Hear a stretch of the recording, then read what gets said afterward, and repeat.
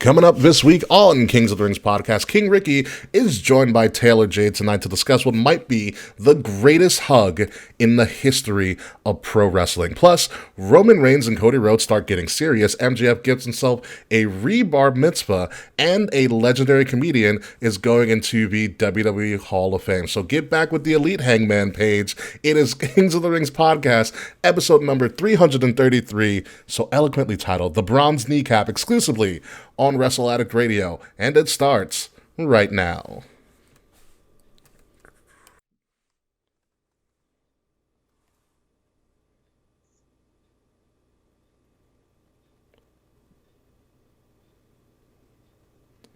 Yes, ladies and gentlemen, welcome everybody to Kings of the Rings podcast, episode number 333, so eloquently titled The Bronze Kneecap. Of course, I am your host, King Rickie Rose. Thank you for joining me tonight, and I mean me because, as you can see, Will's not here, Kay's not here, so it would be just me, the only host that you actually really care about. Thank you guys again for joining me, but don't worry, folks, I brought a friend with me, a newfound friend, all the way from the Midwest, not a cheesehead, but a Bengal, but living in Wisconsin, the lovely Taylor Jade. Taylor, how are you?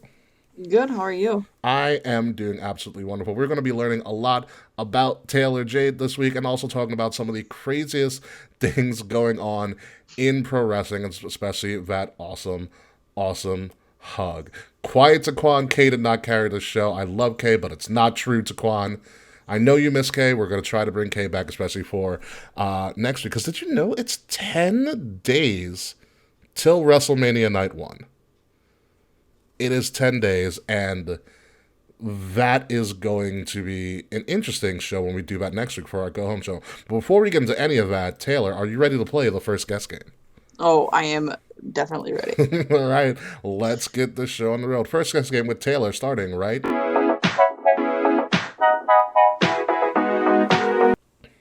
All right, Taylor, your first question of our lovely first guest game is, what got you into wrestling? So I had a friend back in 2001, and keep in mind I'm in kindergarten at this point.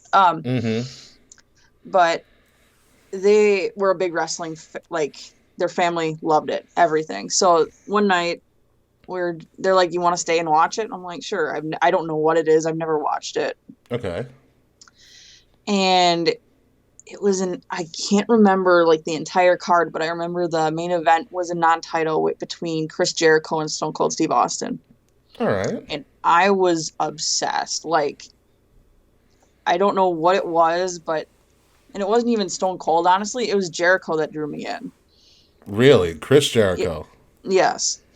Like, I loved him on the mic. Heel Jericho was top tier back then. It just drew me in, and I was hooked ever since, honestly. So Jericho has a lot of different forms. What is your favorite form of Jericho? Oh my God. I don't know if I can pick. I really loved his early 2000s gimmick was probably my favorite. Was that a heel or a face Jericho? He was a heel for the longest time because he was with Stephanie for a while, and then he kind of turned on her for a little bit. Oh, okay. You're talking about like WrestleMania 18 Jericho. Yeah. Then they went up against Shawn at 19. Okay, I know what era you're talking about. Yeah. Good old Jericho. It was like Jeritron 3000 Jericho. Yeah. Nice. Very, very nice. Okay, next question that we have here. Who's your favorite current wrestler? I know this answer, but just let everybody know. Jon Moxley. So, have you always been a Jon Moxley fan? Yes. Since 2006, actually. So okay. Part of the reason I'm such a Bengals fan is because I had family in Cincinnati back in the early 2000s. And my family knew that I was into wrestling, and at the time, I don't know if anyone else knows this, but HWA, or the Heartland Wrestling Association, was a WWE developmental, and then it was bought by Mox's trainer, Cody Hawk. Okay. That's when I kind of started getting into it, and Mox was, I want to say, 20, 21 years old at the time. And there's a lot of great people that came in and out of HWA. Yeah. Nigel McGuinness made a somewhat. What a gem. Nice guy. Lovely man. His name was Dick Rick at the time, but LA Knight came out of there. Sammy Callahan. Wait, hold on. You're telling me LA Knight was Dick Rick? Yes. How come I have not used that as a heel moniker for me? I do not know. I don't know, but like HWA, everyone had like a gimmick. So like Moxley was a football player, and Cody was a surfer, and oddly Dick Rick was like a doctor gynecologist type of role. I don't know why, but that's just what he was. Fun fact, I had a friend in high school. His last name was Seaman, and his father was a gynecologist. So just let that go around in your head for a little bit. Yes, Dr. Seaman, the gynecologist. It was an amazing thing to be a part of. And the other one that came out of there, he wrestles on AEW, The Blade, but his HWA name was Pepper Parks, and his gimmick was like cheerleading. Okay, so he really took that Spirit Squad thing to another level. Yes, his finisher was the Pepper Shaker neck breaker, and then like he'd get on the top rope and he'd do like spirit fingers and all that. I'm like, so it's cool seeing all the people that came out of there. Ironically, the Blade is wrestling right now on AEW. Oh, that's awesome. But that is pretty crazy. So you've literally been like a day one Mox fan. Oh yeah, for sure. What do you like about Moxie so much? Besides the fact that you followed him for a long time, so you kind of know his story.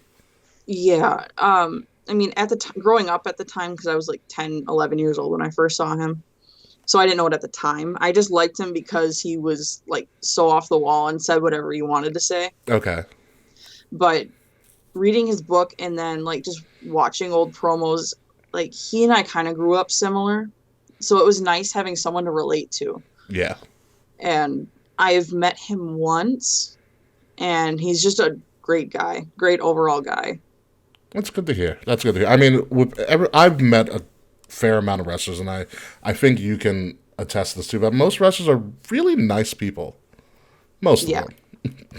You have some bad apples here and there. R-Truth being one of them. I had a bad experience with R-Truth, which is weird to say, but really, yeah. I would never have like guessed that. It was Access at New York when they had access for WrestleMania, because like spoiler alert, that's not a thing anymore. It's not. No, it's actually a lot cheaper. Collect somewhat. But yeah, when I did the photo with R-Truth, he just really didn't seem like he wanted to be there. I was like, all right, R-Truth, whatever. What WrestleMania was that? That was 35 in New York.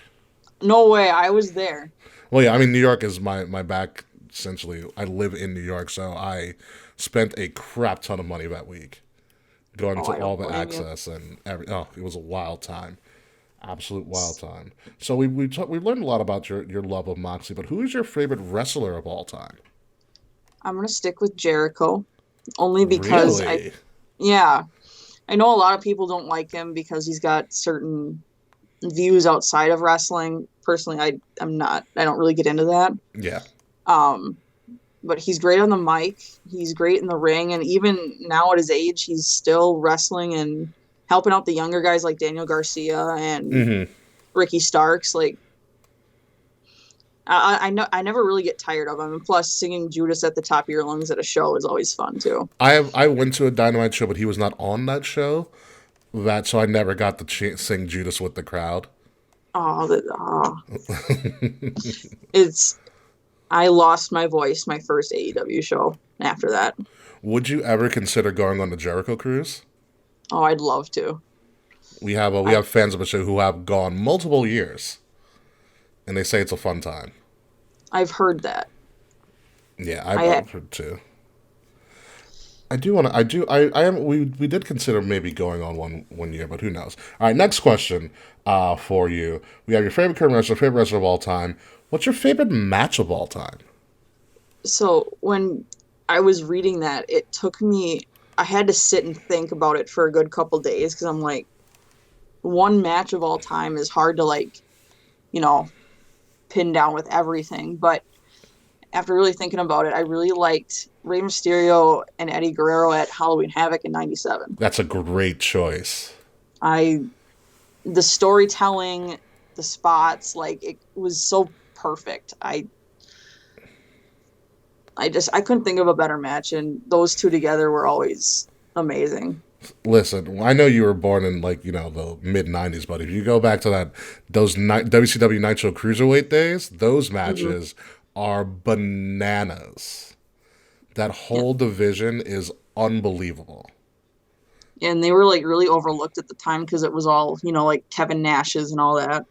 Yeah, The big guys, which I mean, they had their place and I loved their stuff too.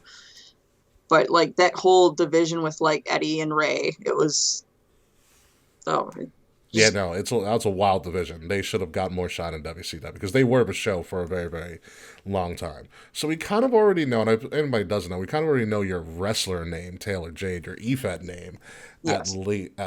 and so I'm assuming your EFED persona has its own finisher.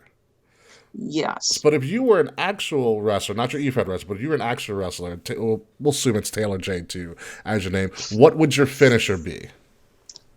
Um, I go back and forth sometimes, like especially if I play too, like just not even with E-Feds, just like my character. I normally either go with the curb stomp or an armbar, depending. Of But course, you if I being had a to pick one Jericho of fan, you'd have to those, use an armbar. if I had to pick one, I'd probably use the curb stomp first. Okay. But I don't know that like there's just something special about for me like making someone tap out. I don't know what it is. I just like it. But So, what variation of the armbar would it be? I keep thinking Jericho's stupid list of wrestling moves. I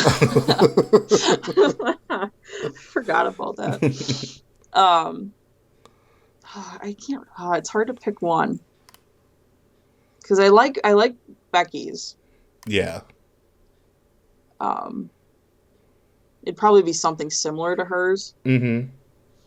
but Not bad, not bad. So I don't think we've ever asked this question on the first guest game before, but I'm just gonna shoot from the hip a little bit. So you have your your finisher, but what song would be your entrance song? What's your entrance theme?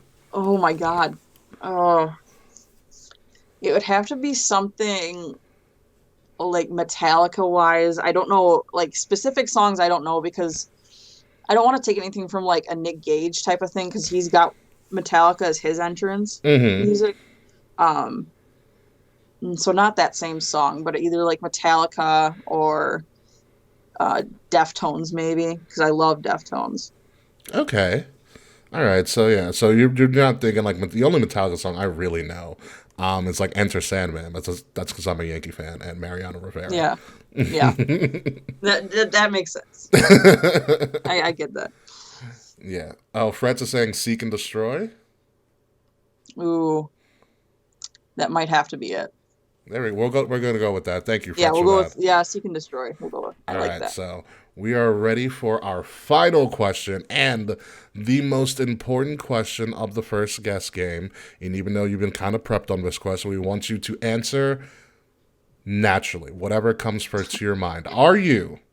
Listen, very important. Are you Team Slack or are you Team Fuck You Slack? I really want to just lean towards Team Fuck You Slack. There you go. That's it. Final answer? So, yeah, that's my final answer. Yes, number one for the good guys. Team Fuck You Slack. Welcome to the team, Taylor Jade. And that's probably like 7,000 for Team Fuck You Slack. I think there's probably only one Team Slack member at this current moment. We've been running this for like 4 or 5 years. I mean, outside of Slack being a part of his own team. It might be his dad. We did have his dad on the show. It might be. It might be. I don't know. His dad may have also declined, but I don't remember. But now you've known a little bit about our great guest Taylor Jade, who's joining us this week. So let's get into this week in wrestling. And first and foremost, we have a third member of the Hall of Fame. Thank God, WWE, and it comes in legendary comedian Andy Kaufman. Now, if you guys remember or know any of your wrestling history, Andy Kaufman was in essentially the first worked shoot feud with everybody's favorite creepy uncle, Jerry the King Lawler. And they really, really kind of just blurred the lines between reality and fiction, and it went over unbelievably well. And I think without Andy Kaufman and Lawler getting to that feud, we don't really get any of these kind of fourth wall breaking feuds that we've come to know and love throughout the years of wrestling. But to you, Taylor, what are your thoughts on having Andy Kaufman in the WWE Hall of Fame? I think it's a great choice, especially like you said. I don't know how much we'd have like those, like breaking the fourth wall and like mixing storyline with reality. So I think they made a great choice with that. Yeah, Honestly, yeah. I mean, they were going on talk shows and like almost trying like I think that I don't know if they were on Letterman or whoever was doing like the Tonight Show at the time, but they were on like national TV, almost trying to kill each other. It was absolutely wild. Andy Kaufman with the freaking neck brace the whole time. It mm-hmm. was pretty nuts. So currently we now have 3 members of the WWE Hall of Fame. It's actually a fantastic class. You have Great Muta, you have Rey Mysterio, who's clearly going to be the headliner, and you have Andy Kaufman. So Taylor, my question to you is, who else is getting into this Hall of Fame? We've got 10 days left, and they probably are going to announce maybe 2 more people, hopefully. Mm-hmm. I don't know if they'll do it, but I'd really like to see China be inducted on her own. I would like that as well. I just saw her A&E biography, Mm-hmm. and that was really good. Yeah, I've seen parts of it. I haven't watched the whole thing yet, but I would I I would really like to see her in it. I don't know if they will, given the situation, but I mean, inducted at WrestleMania 35. They put in DX with her in it, so I don't see why they wouldn't put her in. But Listen, X-Pac is in the Hall of Fame twice. right, That little weasel that he is.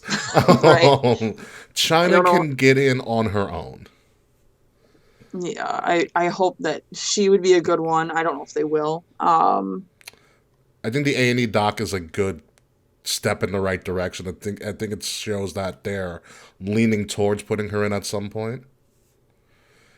Because as Mr. Mm-hmm, Fred said, it is a tough watch. At the end, it becomes a really tough watch because you do get to see her mm-hmm, documented downfall, and mm-hmm. the just kind of kangaroo court that it became. But I think it is a sign in the right direction that hopefully somewhere down the road, she is going to get inducted by herself, which I think we really could. I mean, Mm-hmm. she has one of the prettiest signature series championship belts out there, like the China belt, but they came out as really Yeah, nice. So hopefully it is. Yeah. So fingers if not crossed. China, we got Chinamen. Who else would we try to get in there? It's just I have a hard time narrowing it down because there's a lot of people I'd put in that Hmm. they probably won't put in. Um,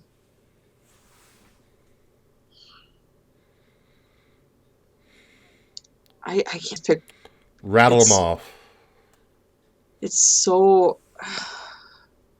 I'd like to see John Cena.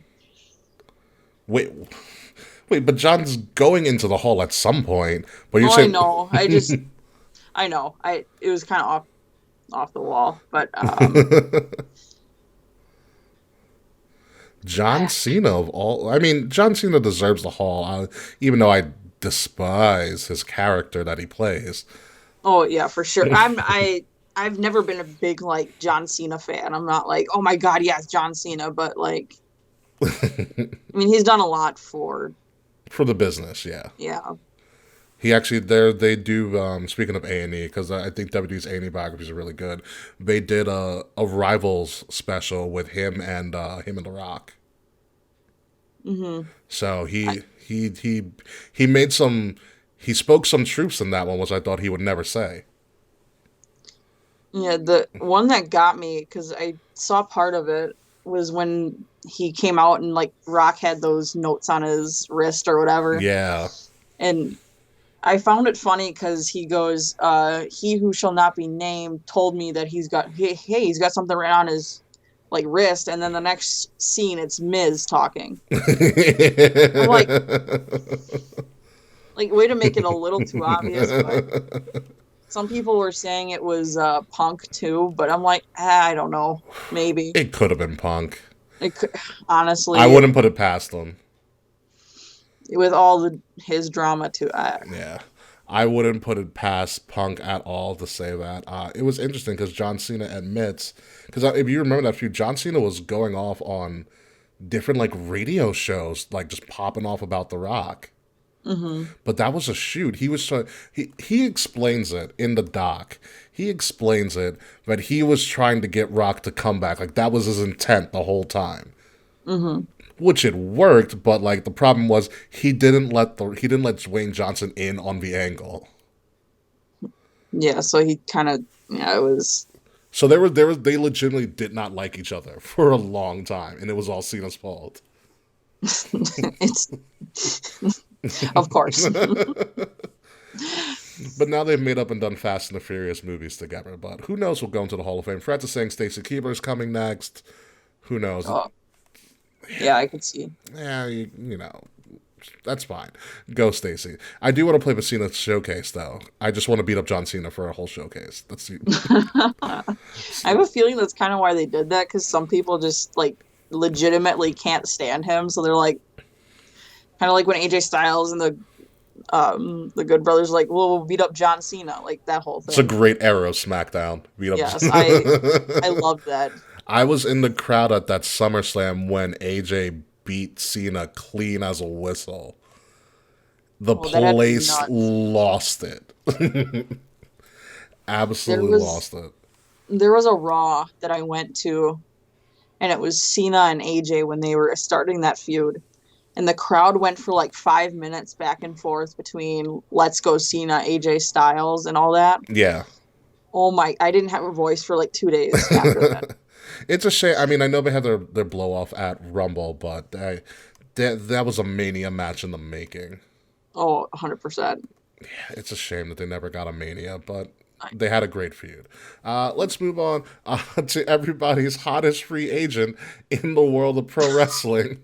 And his name is Bill Goldberg, because news broke out that Bill Goldberg is finally out of his Legends contract with WWE, a la the Garcia twins, because we don't want to be called the Bella twins anymore. So, what is the likelihood that Bill Goldberg wrestles somewhere else?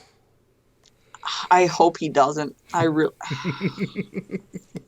don't know how big of a fan Tony Khan is of him, but I'm gonna go on a limb and say he's a huge fan. Please. I'm gonna go on a limb and say Tony Khan is a massive Goldberg fan. I could see that. Yeah. Unfortunately, I could see that.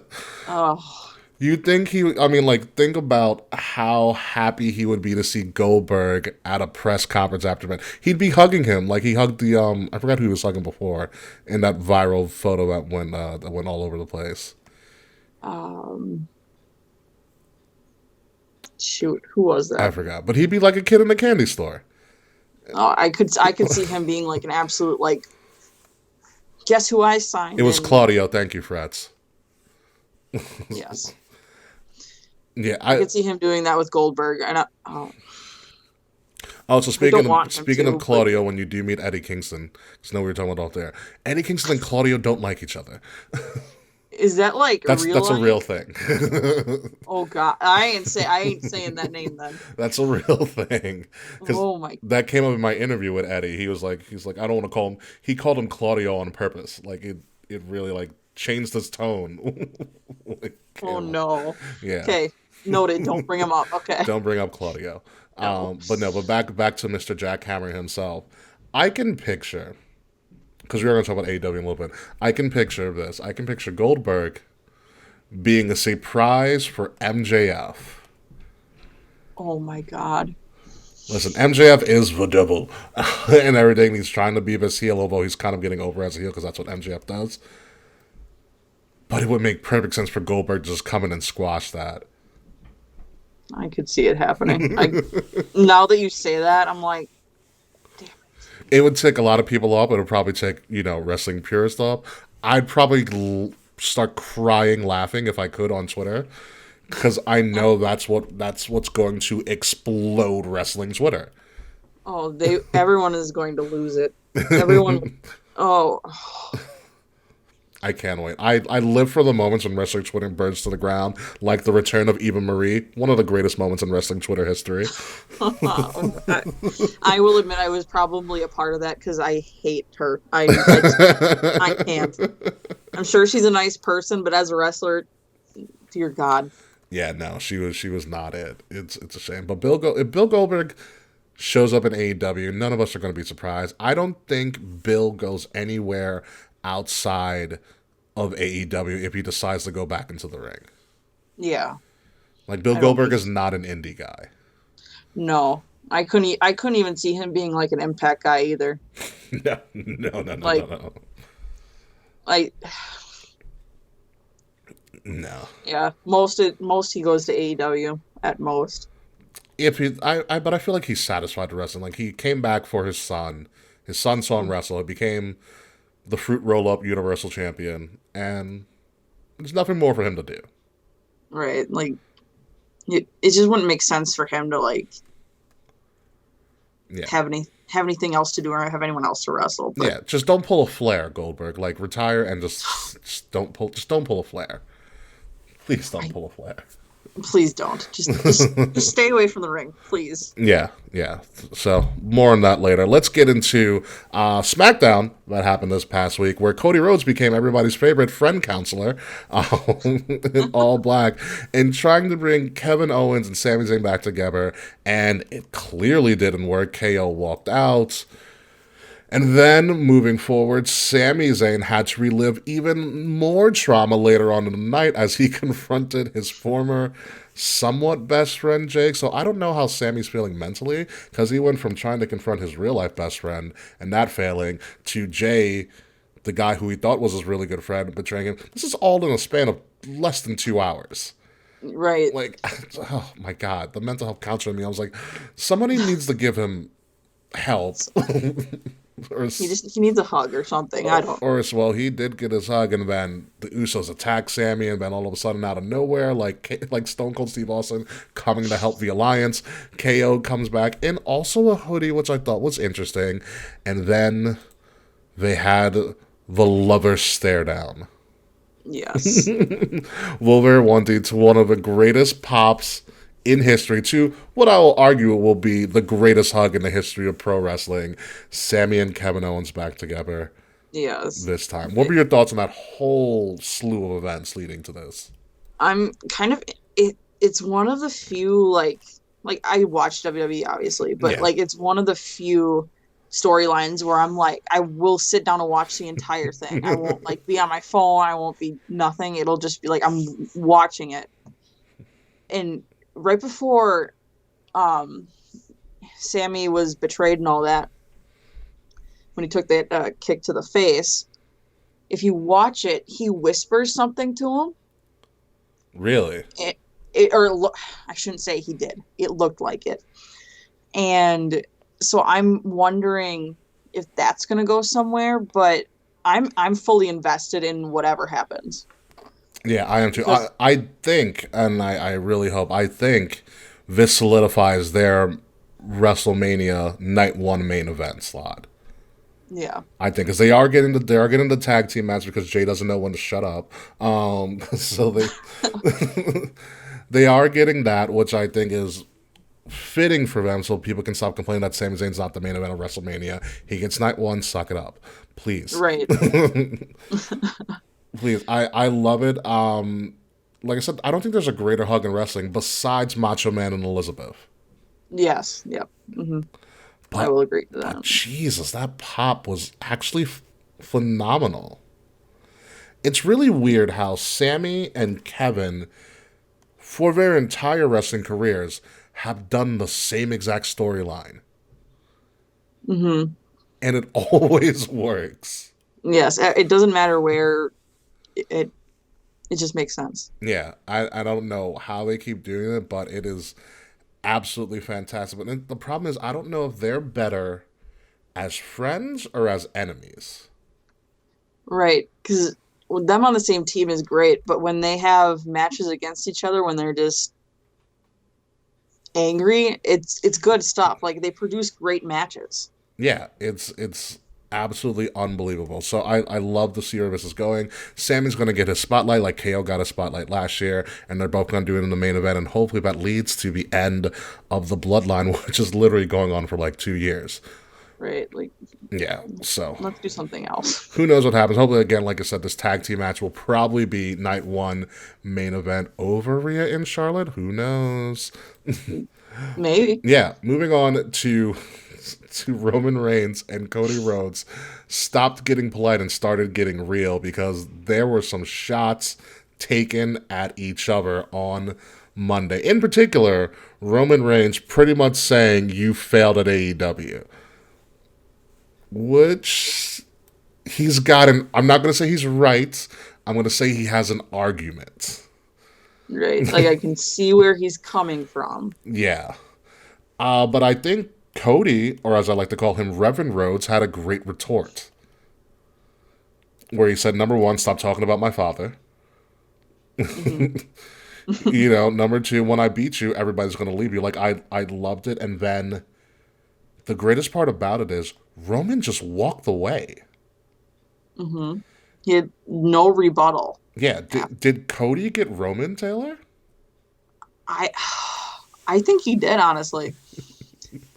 Because this kind of reminds me of not necessarily the feud, but like a few years ago when it was John Cena and Roman Reigns type of thing. Mm-hmm. And John Cena was absolutely owning him. Yeah. Now Roman's kind of owning Cody, but then Cody came back and then he was like, "Oh, he didn't have an answer for it." Yeah, and he even stopped Solo from attacking Cody too. Mm-hmm. Which I thought was a good little... It seemed like it was an ad-lib by Cody, because he was in the middle of talking to Roman, and he glared at Solo. He's like, "You've been staring at me the whole night." And he's like, "Let me tell you right now, you're not ready for me." And I was like, oh, okay. So I loved it, everything. I mean, it is weird, because we've talked about this on the show before, my co-host Will. It's that for some reason, Cody, at the end of his AEW run, no one wanted to see him. Mm-hmm. And I don't understand the psyche of it. I mean, I wasn't heavily following AEW at the time. But he comes back last year at WrestleMania as the prodigal son. And he is over like Rover. And I don't know what it is about his switch from AEW to WWE that just made him so beloved again. Yeah, I didn't understand it either, because I remember, like, one of his last, like, matches, everyone was just booing the crap out of him. And then a few months later, he's wrestling Seth at Mania, and everyone's like, "Oh my God," like, where did we go from "I hate you" to going for the title? Yeah, you know what I think it is? Because I was part of that Mania crowd last year. I think it was the presentation. And Mania crowds are the smartest of the marks, which doesn't really say much about that. However, the fact that I think they loved it as a way just to take a jab at Tony and company, who Tony was probably in the arena and crying along with everybody else. Because he's such a mark. But I think it's the fact that they didn't change a thing about him before he came back. Like, it's still that same Cody you saw from AEW. So in essence, it's kind of fourth wall breaking. It's kind of like a surprise hidden character in a video game. And you're just like, oh crap, he's here. And I think that's probably what spurred the excitement. It was like you were getting something you weren't supposed to be getting. Right. And there was, I don't know who it was, there was a creator on TikTok who was talking about, they were angry. Like, what has Cody done to deserve this spot, like, so quickly? And all the comments were, "Do you not remember Stardust?" And I'm like, they're not wrong. Like, I get it, because he hated, I know he hated that character. Yeah. He played it really well, I thought, at least. Yeah, he made do with what he was given at the time. Yeah. He did it well. I'm interested to see where it goes though, because I'm mixed if they're gonna make Roman pass like 1,000 days, or if they're just gonna give us what I guess all of us want. That is the scary intrigue of this entire match because one week Paul Heyman was like Roman's been red champion for over 1,000 days, and then like the next week Michael Cole's like, oh nope, 929. I'm like, oh no, like like he Right. there. I mean, there is a good argument to put Roman over 1,000 days as champion because no one's going to pass that in wrestling probably ever. Like we're not No. going to get Bruno Sammartino like 4 years running, or like Bob Backlund who's like champion for 2 years, which Roman has clearly passed. But 1,000 days as the top guy, It's that's hard. But like Cody's also really intriguing too because like the Rhodes have never won a world title. Like that's a great line to do. Yep. And unfortunately, and I mean he did say he's like my brother's wrestling for another company. He's not going to be there, which kind of sucks as I want Dustin to be there. Mm-hmm. You know, I'm assuming Dustin at some point will probably be backstage, just not on TV. Right. Yeah. That won't be kind of in the match like the bloodline is. Exactly. But I mean, Cody won me over when he did a Hell in a Cell match with one arm. Yeah, that was mind blowing. When he took that jacket off, I'm like, what are you? Oh. Because we all saw the news things. I was like, okay, he's injured, blah blah blah. And you know, when you watch wrestling enough, you're like, okay, maybe this is just a bluff. Yeah.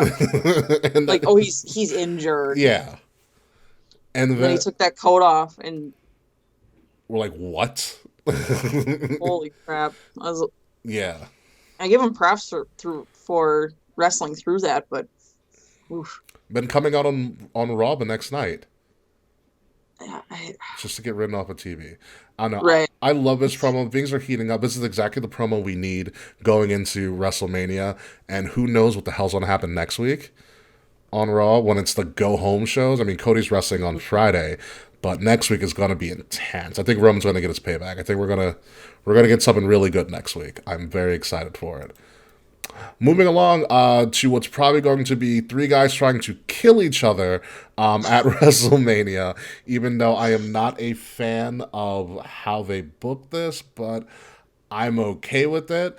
We're going to have an Intercontinental Championship triple threat match between Gunther, Sheamus, and Drew McIntyre. In my opinion, Taylor, and we go back and forth with this, I felt Gunther deserved a one-on-one match at WrestleMania because I think there's something special about you just facing one other person at WrestleMania. However, they're giving it to Drew and Sheamus. I'm okay with it. I think the match is going to be really fun.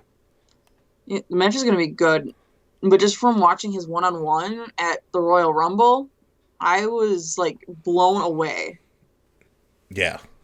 And I'm like, they have to give him his own spot at Mania. There's no way. But I'm not horribly mad about it. I like both of them. Yeah. I mean, I was sold. I mean, I've been a big Walter fan when he was Walter, but his match at Clash with Sheamus was one of the craziest things I've ever seen. And I was like, just give me another one at WrestleMania. That's all I want. I was like, Sheamus Gunther to WrestleMania.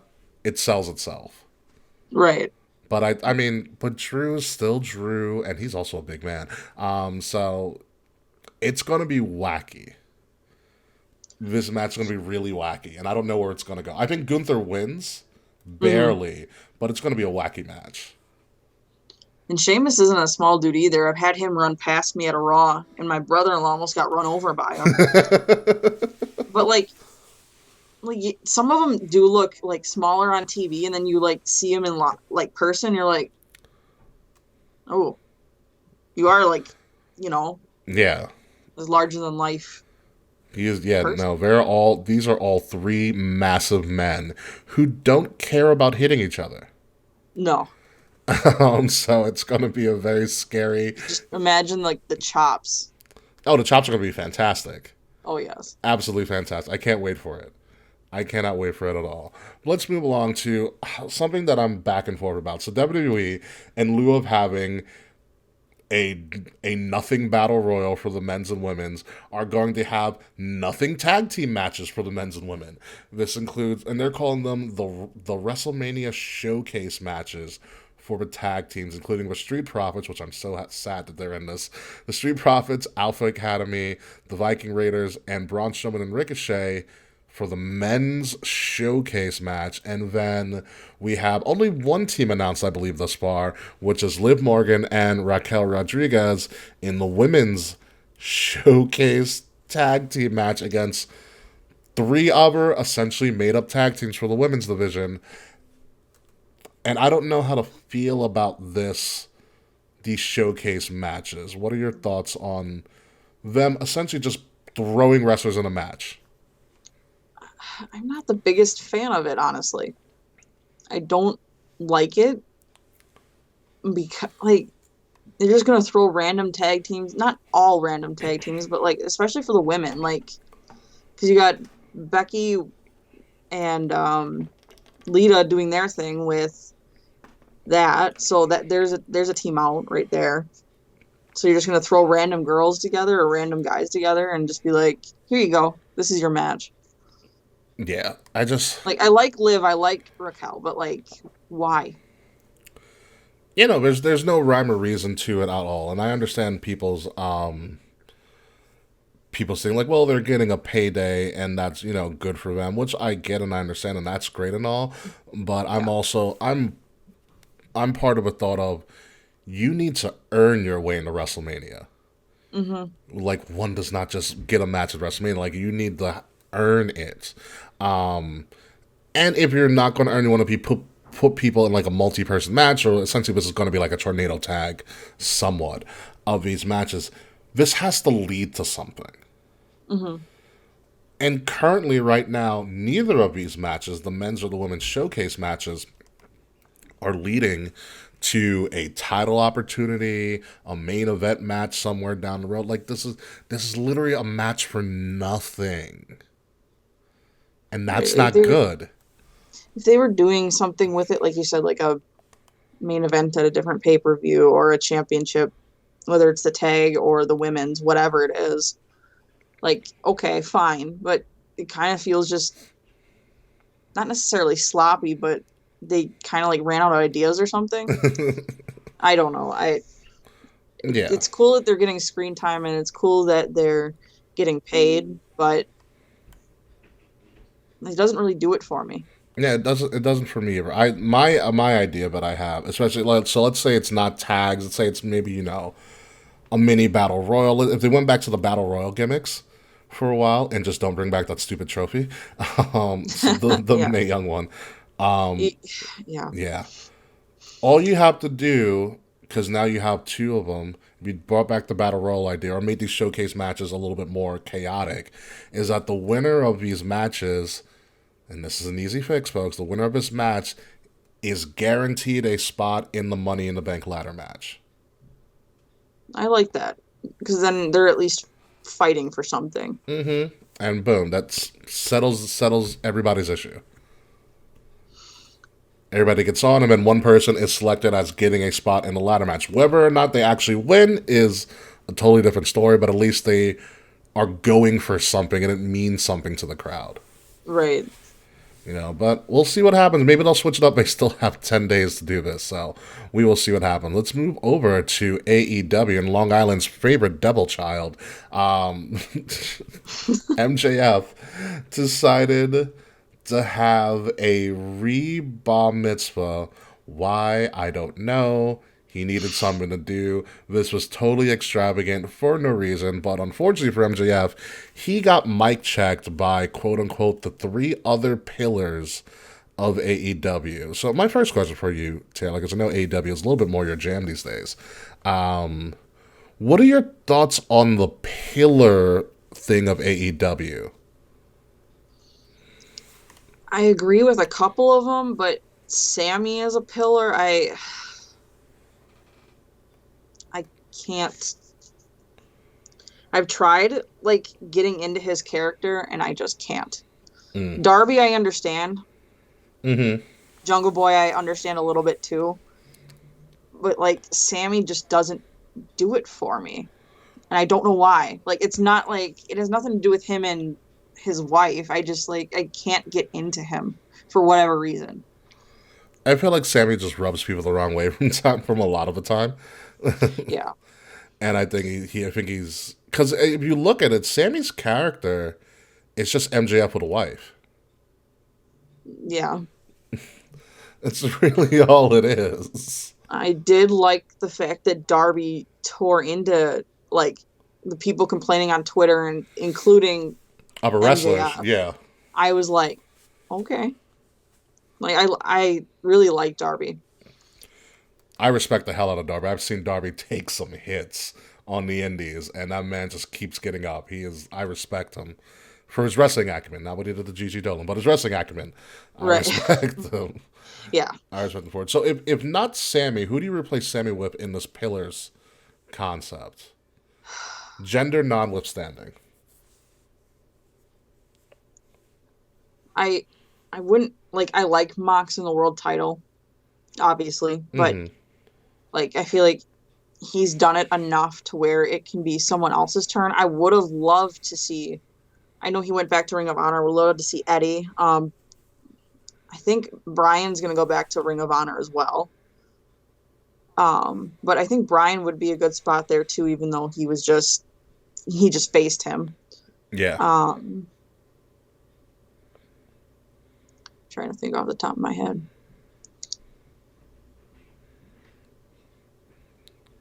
I might even put Jericho in there too. Jericho's a good argument for being a pillar because without Jericho, hardly any of this is possible.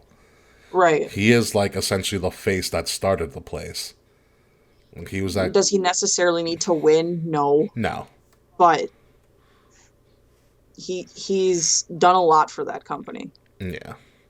Do you feel like the four pillar storyline has been forced? Because this is something I don't feel like the four pillars have really been like an organic thing. I feel like it's something that's kind of already been told or been talked about on the interwebs as like, oh, these are the four guys. So does it feel forced to you that they're doing this and that they're trying to just appease everybody? Yeah, a little bit. 'Cause I'm kind of like, okay, but I don't. Yeah. It's kind of over. It's overplayed, I think, a little bit. I think it is, but I think on the positive, because I have a giant critique of AEW sometimes that they rely on already established people when they were supposed to be the brand to establish new people. And I'm like, okay, now I feel like this is a step in the right direction. Like MJF's your champ, you're bringing Darby's getting away from Grandpa Sting, and Jungle Boy got away from Christian, and Sammy got away from allegations outside of the ring, and now you can actually really start to build, I think, something unique with these guys who were never really stars anywhere else outside of AEW besides the Indies, obviously.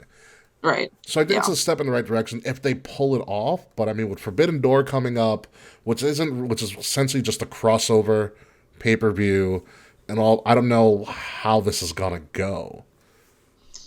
Yeah, I'm a little confused on the direction personally, but I'm willing to see it out and hopefully they do it correctly. Yeah. I mean, they might have to drag this out to what All Out is probably their next big one. Yeah. Yeah. Have to drag it to All Out maybe because I said Forbidden Door screws everything up. Which is a pleasant thing to have because you're working with NJPW and a lot of their talent is going to come over. So like it's a pleasant problem to have, but you got to find a way to drag out if you are going to do this four pillars storyline. Got to really find a way to drag this out. Before we get into the other stuff in AEW, I know Fred's put in our chat as he is watching Dynamite right now, so we're going to do some live reaction. So apparently, FTR is putting their AEW careers on the line against the Guns, and their contracts are allegedly up. This could be kayfabe, this could be a work shoot to bring in intrigue, but what are your thoughts on this new development? That's interesting, actually. I would not have expected that, but I'm willing to see where it goes because I really like FTR.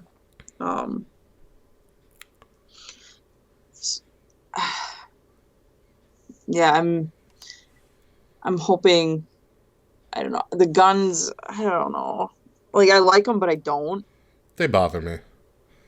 I have a hard time rooting for them, I guess.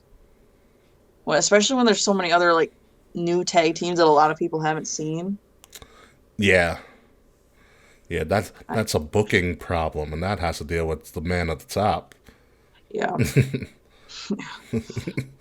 Yeah, I Tony. like Tony, but sometimes I don't understand why he does what he does. No one does. I don't even think Tony understands. No. Half the time. No.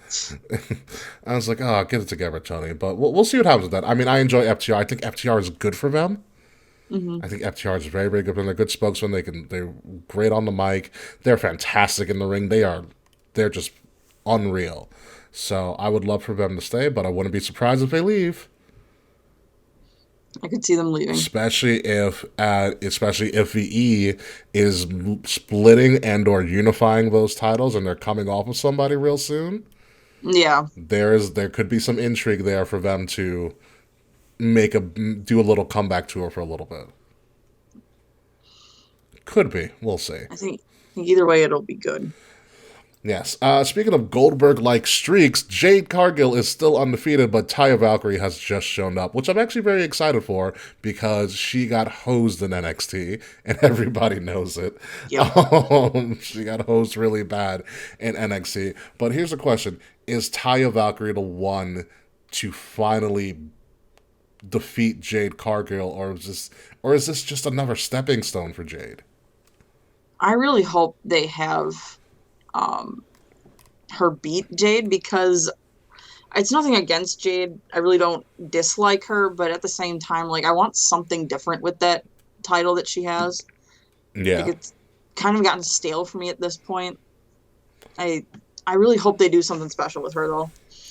No, I think No, Jade is title on her or something. Jade is a special talent. Taya Valkyrie, I think, might be the perfect foil. Yep. For her, and at some point, like you said, Jade has to move on from that title. Mm-hmm. She has to start going to more of a main event scene. Like right now, she's a great upper mid carder. Mm-hmm. She is a great spokesperson for the organization, and the wrestling community. Like, her baddie section is a really crazy thing that she does for everybody, but she needs to go up against the likes of, like, Britt Baker and Jamie Hayter and the people who are, and the Outcast, the people who are, like, really holding, that top spot with the women's division. And I think it's time for Jade to come through and be that next big women's champion. Like, I think she needs to defeat Hayter. Yeah. It'd be nice to get, I know a lot of people aren't going to like this, but it'd be nice to get Jamie Hayter and Britt Baker out of the title picture. Yeah, no, I think you're absolutely correct. I mean, Britt Baker was there, I think, for a long time because she needed to be there, because they didn't have anybody else that was consistent and could speak on the mic and do well. I mean, granted, Thunder Rosa, I think, also got hosed towards the end of her time there. Yep. Which I think was a damn shame. I know, because I really like Thunder Rosa, and I'm not a Britt Baker fan. I can't. I've tried. It's no hate towards her. I don't get it. I don't get why Tony loves her so much. Like, like what you said, how she was like the main piece at first when AEW started. Yeah. Which I understood that. She could be a pillar herself if you really think about it. Yeah. But after he had brought a certain amount of people in and she was still champion. Yeah, it's like, what are you gonna do? Yeah. Like, I have a hard time. I can't get behind her. It doesn't help she's from Pittsburgh, but as a Cincinnati fan. Oh yeah, the Bengals. Yeah. Oh no, that's just a little rivalry thing. But yeah, I don't get the fascination with Britt. Oh, like the last title match that Jamie Hayter had. Like, why was Britt? Why? What's wrong with one-on-one matches? Britt doesn't always need to be in the title picture, regardless if it's her friend or not. Yeah. I mean, listen, I would love to see Britt go for the the TBS title? Yeah. You know, when it gets I'd be taken okay off of with Jade. that. Like, I would love to see Taya beats Jade, which is fine. That'll be a great moment. And I think it helps out everybody. Jade moves up. Britt doesn't necessarily get demoted, but you still keep Britt in the picture. And she goes up against Taya Valkyrie. They'll put on a fantastic match. Right. Yeah. I just keep her away from the women's title for a little bit. She doesn't need it. The women's title did what it was supposed to do with Britt Baker and made her a star. That's good. Now she can do something else. Right. Exactly. You know, and Jade can be elevated, and I think they need to elevate Jade sooner rather than later.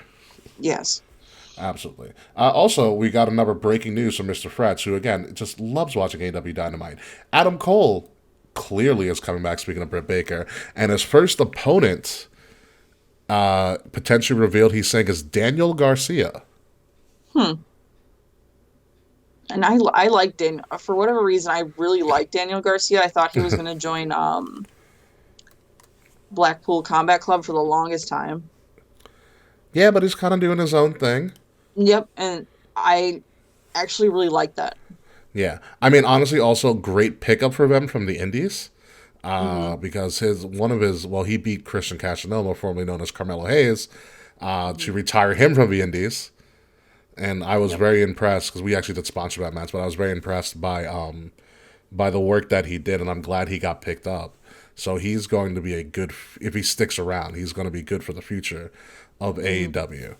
He's kind of got a look, he's got a kind of gritty character going with him, and I think it's going to work out.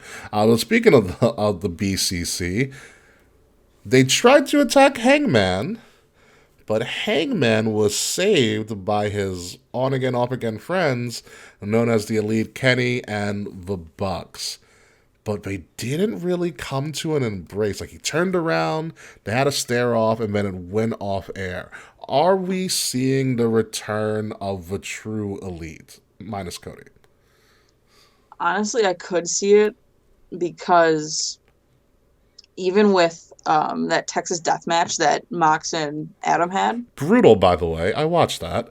Oh, I loved every second of it. But he brought back the Hangman. Like, that was like one of his like original things that he did. And with them, I could totally see them being a group, or at least slowly building up to it. Yeah, like the friends coming back together again. Type thing. And I didn't know, I was unaware that the Hangman was like his thing on like the Indies, where he was literally like hanging people. Yeah. That makes sense. Hangman, Adam Page. Okay, it makes a lot more sense now. Yeah. A lot of people were like, why do they call him Hangman? Then I pull up a picture, like, really? He used to do that? Yeah, a lot. Listen, it works. And what I like about this is that, obviously the Elite or Kenny and the Bucks don't really have a title on them at the moment, which I think is a blessing. So Let's they can keep it that way, please. Yeah, please. My goodness, please. And they can kind of do their own storyline, which is good because it'll help them build their character. We'll also see what happens with this. Because, I mean, the AEW fans still want to see this happen. Like, it got big pops. It was a big deal that they kind of even had a stare off, which means that they're on to something booking-wise. Go ahead. And even Mox had history with Omega with the world title. He also had history with the Bucks with Eddie when they were going for the tag team titles before he entered rehab and all that. So there's definitely the history there too with both opposing teams. Yeah, no, there's a lot there. We're gonna see where it leads. But first, Kenny has to beat El Hijo del Viking, I believe is what it's called. Yeah, who is an indie sensation. I've seen some of the videos. He's big on the flippy stuff. He's perfect for AEW. He's absolutely perfect. They're calling this essentially a dream match. I don't know if this is main eventing. This sounds like it'll probably main event tonight. But have you ever watched El Hijo del Viking, Taylor? I've seen highlights, but never like a full match. Yeah. Neither I've liked what I've seen, but I'm not just going to base it off of highlights. I would really like, I'd like to sit down on not just this match, but like all of his stuff and just see what he's like. Yeah. So it is the main event confirmed by Frets, and El Hijo del Vikingo is actually a AAA guy, which I should have known because I think Kenny Omega still holds the AAA World Championship. I think he's just holding that hostage, which is just such a shame. Such a shame. But from what I've seen of him, he I'm probably gonna get butchered for this, but he reminds me of Ricochet. Okay, yeah, I can see that. I could see that. Yeah, I was like, he kind of reminds me of Ricochet. It's not a bad thing. No. No. But we'll see how he is with Kenny. Maybe he'll put the AAA title on the line so he can get it off of him. Maybe. Like, please, Kenny, for the love of God, work on the video game, Kenny. Work on the video game. Get it out, please. Please, just get rid of it. Oh my God! But yeah, no, AEW's been really kicking in the high gear lately. WWE is in very high gear because it's WrestleMania season. It's a good time to be a wrestling fan. Mm-hmm. This time of year is usually the peak, not necessarily the peak, but like a lot of stuff is happening at once. Yeah, more exciting than baseball. Let me tell you that right now. Much more exciting than baseball. That pretty much concludes our show this week. Taylor, once again, thank you for taking some time out of your busy schedule with your family and everything to join me on King's Rings podcast. I hope you had a great time. Yeah, I did. Thank you for having me. I loved every part of this. Absolutely. You're welcome back anytime that you want, because we are in our Friends of the Show era, so we're always looking for special guests to show up on the show. So again, you can come back anytime. You're clearly friends with other people on the network like Nate, so wouldn't be surprised if you pop up on his show, but you are officially a friend of our show and our network, Kings of the Rings podcast. Is there anything that you would like to plug before we get out of here? I do have a TikTok. I'm not the biggest account, but I'm really trying to grow this year. It's the same username as on the screen. On Twitter, it's the same too. And then also, I am going to plug my eFed because do it. The guys who put in the work, like Logan, AJ, they put in a lot of work every week. We're New Generation Network. We're on Mondays with Dark, Thursdays with Asylum. Saturdays are Limitless, and then occasionally on a Sunday, once a month, we'll have a pay-per-view. It's really great stuff. Commentary is just great, and they put in a lot of work. And if you want to check it out, it's always at 8 p.m. Eastern on Mondays, Thursdays, and Saturdays. So if you want to check it out, go give it a follow. It's some really great stuff. They've been putting a lot of work this year, and there's a lot of cool stuff coming from that. Yeah, no, and they also sponsor H2O Wrestling, which is just crazy. But wow, so a lot of cool stuff coming from that this year. Wow, you're really doing some big things. That is absolutely awesome. Yeah, I love, even if I'm not on the card, I just love hanging out with all those guys because we've been doing this. We were a poll fed for a few years, and now we're switching over to 2K, and it's grown so much, and we're such a big family, and anyone's welcome. Yeah, I tell you have a wild time when you guys move over to 2K, especially if you're using the new 2K system, because I've seen what they can do in universe mode now, which is pretty much a free for all. You can actually add cutscenes to all of these different matches and stuff now. Oh, that's cool. Yeah, so you can literally start creating your own story. within these matches. So it's going to be interesting. I'll definitely check that out. I know the EFED world is like a wild world and a wild subsection of the wrestling culture, which has gotten pretty big. But it does seem like it's a great time. It's a lot of fun. Especially like there's a couple of girls that like I've known them forever, and we go back and forth. We do promos. I do promos on Twitter. That's awesome. And we go back and forth at each other, and it's so much fun. That is absolutely awesome. So yeah, no, definitely go check that out. Taylor's. Are you going to be joining us a little bit for our post show?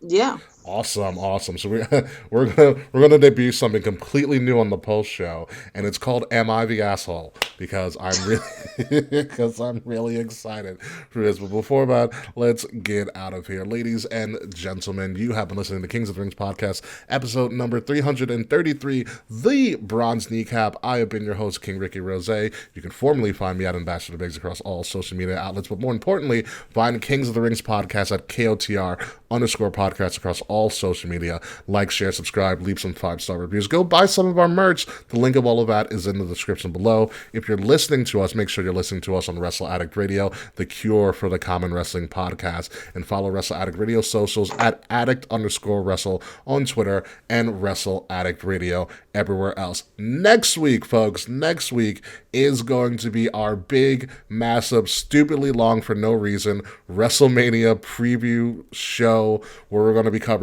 everything involving WrestleMania weekend, and you're going to hear it first here today, right now. Will be back, which everybody kind of expected, and no one's really happy about. However, they're coming back too as well. That's right, the band's getting back together for WrestleMania preview show weekend. So make sure that you tune in next week, where all three of us are going to preview and break down all that is going to be the calamity that is going to be the most exciting week in all of pro wrestling, that is WrestleMania weekend. So for myself, and also for our special guest, Taylor Jade, the EFED queen that she is, we are going to get out of here. We are going to go into some fun stuff on the post show. But until next week, folks, goodbye, good night. We'll see you soon. This has been a Wrestle Addict Radio branded podcast.